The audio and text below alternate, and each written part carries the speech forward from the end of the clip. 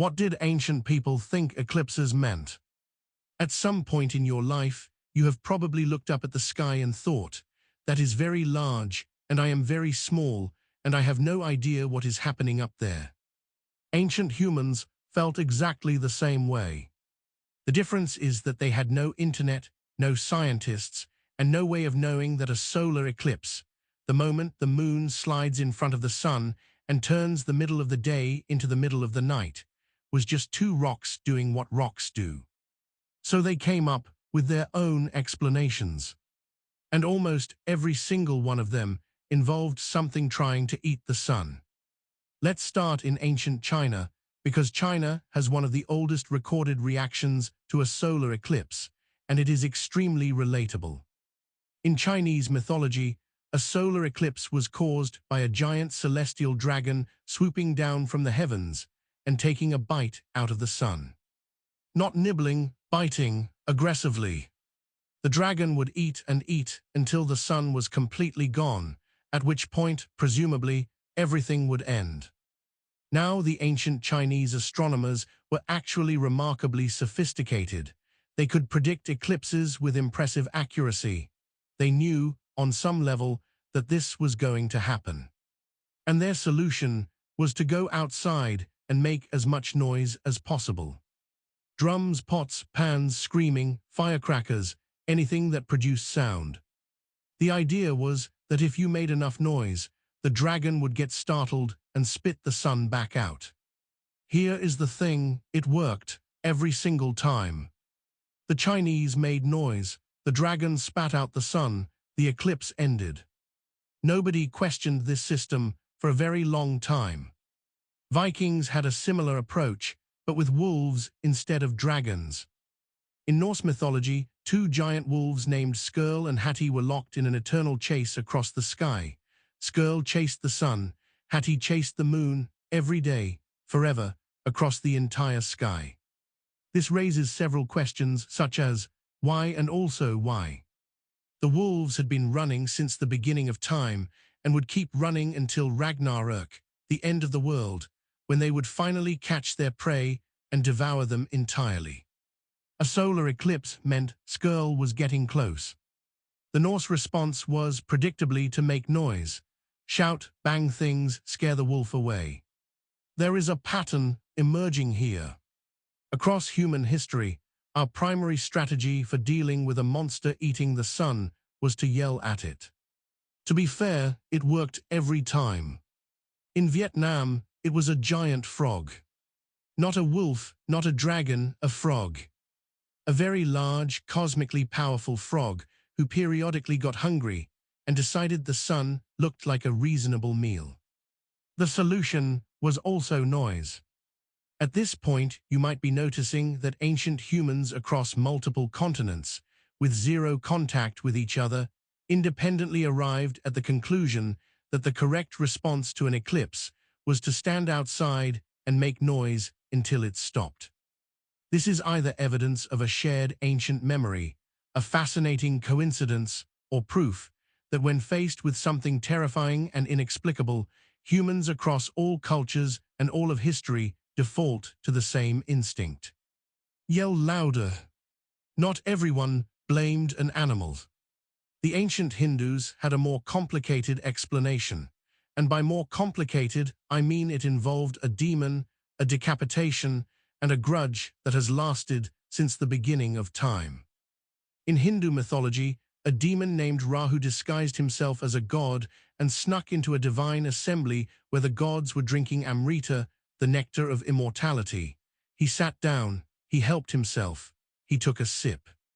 The sun god Surya and the moon god Chandra saw this and immediately told on him. Vishnu, who was in charge of these things, reacted immediately by cutting off Rahu's head. However, and this is the critical detail, Rahu had already swallowed a small amount of the nectar, just enough, which meant that even as a severed head, he was immortal. So now you have an immortal disembodied demon head floating through the cosmos, furious at the sun and the moon for getting him decapitated, and occasionally catching up with them and swallowing them whole. The eclipse ends because Rahu has no body, He has no throat. The sun and moon simply fall out of the bottom of his severed neck and continue on their way. Rahu is still out there, still angry, still occasionally catching the sun. Every eclipse is a thousands of years old act of revenge by a head. The ancient Greeks, who had an explanation for everything and were rarely satisfied with simple ones, had several eclipse myths depending on which region and which era you're looking at. One of the more widespread ideas was that an eclipse was a sign that the gods were angry, specifically that Zeus, who was almost always the one who was angry about something, was withdrawing the sun as a warning. This created an interesting problem for Greek generals, who relied heavily on omens to make military decisions. The historian Thucydides recorded that during the Peloponnesian War, the Athenian general Nicias was preparing to retreat from Syracuse when a lunar eclipse occurred. His advisors told him it was a terrible omen. He should wait 27 days before moving. He waited. The Syracusans used those 27 days to surround the Athenian fleet. The entire Athenian expedition was destroyed. Thousands of men were killed or enslaved. It was one of the worst military disasters in Greek history. Because a general was afraid of the moon. The Inca had perhaps the most emotionally intense reaction to a solar eclipse of any culture in history. For the Inca, the sun was not just a god, it was the direct ancestor of the emperor. The sun god Inti was family, personal, present in daily life in a way that few other cultures experienced their deities. So when the sun disappeared during an eclipse, it wasn't just frightening. It was a family emergency.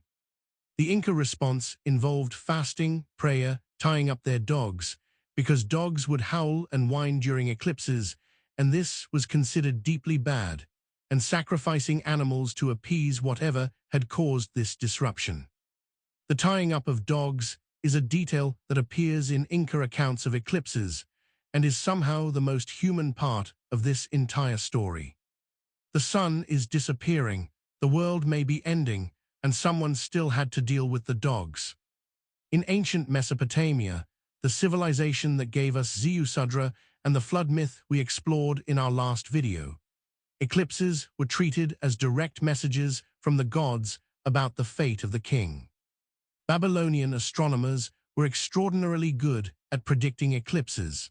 They kept detailed records going back centuries and could calculate when the next one would occur with impressive precision. But predicting it didn't make it less terrifying, it just meant you had time to prepare.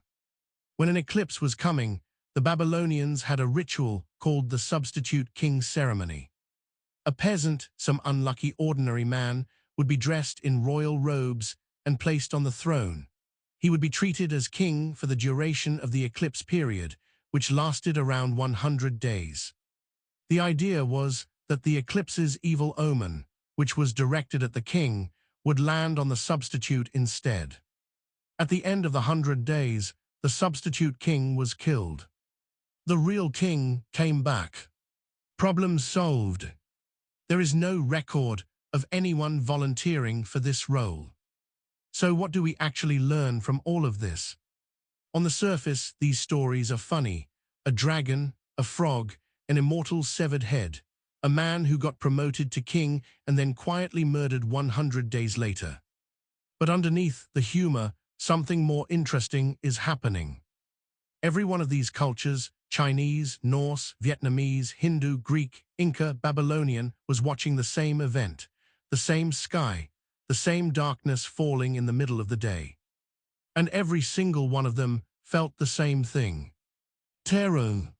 Not mild concern, not curiosity. Terror. The kind that makes you bang pots and pans and yell at the sky and tie up your dogs and kill a substitute king just to be safe. Because an eclipse, experienced without any scientific framework, is genuinely one of the most frightening things a human being can witness. The sun, the one constant, the thing that rises every single morning without fail, is being eaten, is being taken, is going out. And you have no idea if it's coming back. The monsters and demons and dragons were just the ancient mind's way of giving shape to something shapeless, of turning raw terror into a story, of making the incomprehensible into something you could at least yell at. Which, when you think about it, is exactly what mythology is for. This is sacred and strange. Every episode, we dig into the stories ancient humans told about the world around them and ask what those stories actually reveal about us. Subscribe if you enjoyed this video and would like more content like this. New episodes every week.